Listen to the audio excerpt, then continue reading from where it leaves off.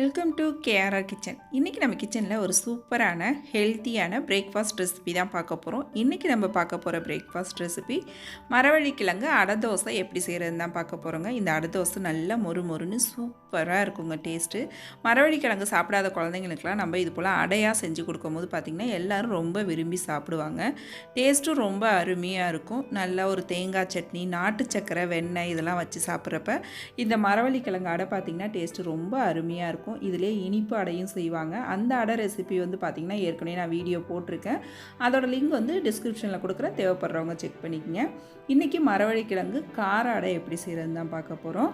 இப்போ வாங்க இந்த அடை தோசை எப்படி செய்கிறதுன்னு நம்ம வீடியோக்குள்ளே போய் பார்ப்போம். அதுக்கு முன்னாடி நம்ம சேனலை இப்போ தான் ஃபஸ்ட் டைம் பார்க்குறீங்கன்னா சப்ஸ்கிரைப் பண்ணி வச்சுக்கோங்க. கூடவே பெல் சிம்பிள் ப்ரெஸ் பண்ணி ஆளுங்கிற ஆப்ஷனையும் ப்ரெஸ் பண்ணி வச்சுக்கோங்க. அப்போ தான் நான் போகிற வீடியோஸ் எல்லாம் உங்களுக்கு தொடர்ந்து நோட்டிஃபிகேஷனில் உடனுக்குடனே கிடச்சிட்டு இருக்கும். இப்போ வாங்க இந்த மரவள்ளிக்கிழங்கு அடை தோசை எப்படி செய்கிறதுன்னு பார்த்துடலாம்.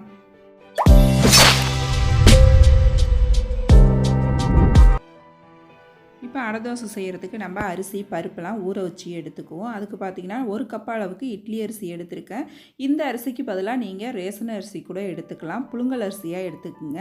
இது கூடவே பார்த்திங்கன்னா ஒரு 1/4 கப் அளவுக்கு துவரம் பருப்பு, 1/4 கப் அளவுக்கு கடலைப்பருப்பு, ரெண்டும் சேர்த்து ஒரு 1/2 கப் அளவுக்கு சேர்த்துக்குங்க. கடலைப்பருப்பும் துவரம் பருப்பும் ரெண்டும் கலந்து ஊற வச்சுக்கோங்க.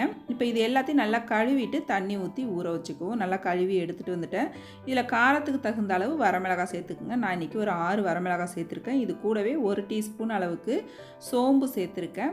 நல்லா சேர்த்ததுக்கப்புறம் தண்ணி ஊற்றி இதை வந்து ஒரு 2 மணி நேரத்துக்கு நம்ம ஊற வச்சு எடுத்துக்குவோம். அந்த அரிசி பருப்பு எல்லாம் நல்லா ஊறி வரட்டும். ஒரு 2 மணி நேரம் ஊறி வந்ததுக்கப்புறம் மாவு எப்படி அரைக்கணுங்கிறத பார்ப்போம். இப்போ நல்லா ஊறிட்டு இருக்கட்டும். இப்போ பாருங்கள், அரிசி பருப்பு எல்லாம் ஊற வச்சு நல்லா ஒரு 2 மணி நேரம் ஆயிடுச்சு. நல்லாவே ஊறி வந்துருச்சு பருப்பு எல்லாமே. இப்போ நம்ம மிக்ஸி ஜாரில் தான் அரைக்க போகிறோம். நான் இன்றைக்கி எனக்கு கம்மியாக தான் ஊற வச்சுருக்கேன், அதனால் மிக்ஸி ஜாரில் சேர்த்துக்கிறேன்.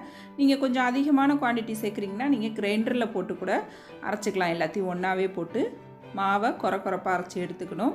இப்போ மிக்ஸி ஜாரில் அரைக்கிறதுக்கு முன்னாடி பார்த்திங்கன்னா அதில் ஒரு 10 பூண்டு பல், அப்புறம் நம்ம ஊற வச்ச மிளகாய், அதுக்கப்புறம் நம்ம அரிசி பருப்பு எல்லாம் ஊற வச்சதை சேர்த்து கொஞ்சமாக தண்ணி ஊற்றி அரைச்சி எடுத்துக்குவோம். நான் ஒரு பாதி மட்டும் சேர்த்துருக்கேன், ஒரு பாதி வச்சுருக்கேன் அரிசி பருப்பு. இப்போ இதை ஃபஸ்ட்டு நம்ம அரைச்சி எடுத்துக்குவோம். கொஞ்சம் கொரப்பாக அரைச்சி எடுத்துக்குங்க. அப்போ தான் பார்த்திங்கன்னா அடை நல்லா மொறுன்னு இருக்கும் நமக்கு. இப்போ மீதம் இருக்கிற அரிசி பருப்பையும் சேர்த்துக்கிறேன். இதில் பார்த்திங்கன்னா நம்ம 1/2 கப் அளவுக்கு எடுத்துருந்தோம். அரிசி பருப்பு அளந்தது பார்த்திங்கன்னா 1/2 கப்பு.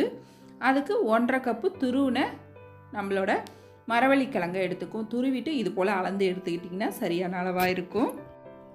அரிசி பருப்பு எந்த அளவுக்கு எடுக்கிறோமோ அதே அளவுக்கு நம்ம துருவின கிழங்கும் எடுத்தோம்னா கரெக்டான அளவாக இருக்கும். இது கூட ஒரு 1/2 கப் அளவுக்கு தேங்காய் துருவல் சேர்த்துக்கிறேன். இந்த தேங்காய் துருவலை நீங்கள் துருவலாக கூட சேர்த்துக்கலாம். அப்படி இல்லைன்னா இது போல் மாவு கூட அரைச்சி சேர்க்கும் போதும் டேஸ்ட்டு நல்லாயிருக்கும்.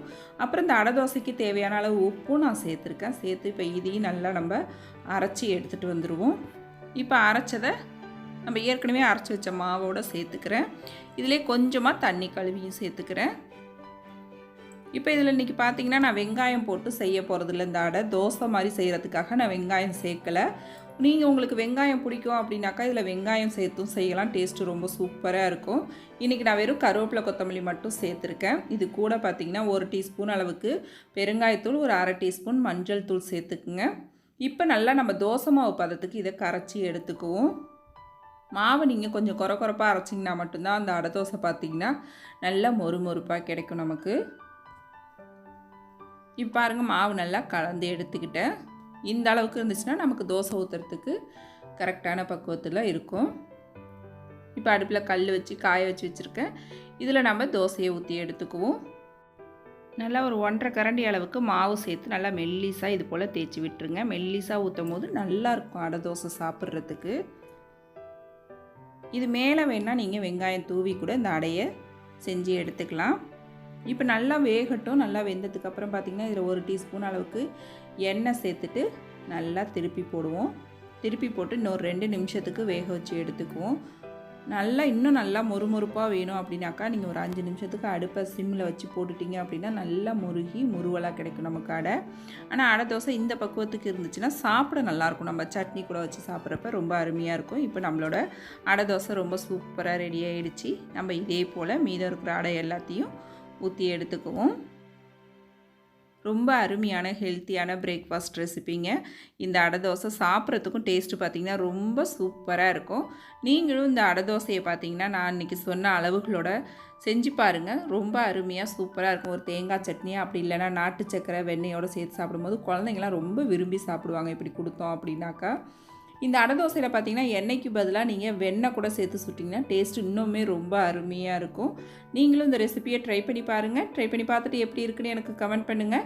என்னோட இந்த ரெசிபி பிடிச்சிருந்ததுன்னா லைக் பண்ணுங்கள், ஷேர் பண்ணுங்கள். மறக்காமல் நம்ம கேஆர்ஆர் கிச்சனை சப்ஸ்கிரைப் பண்ணி வச்சுக்கோங்க.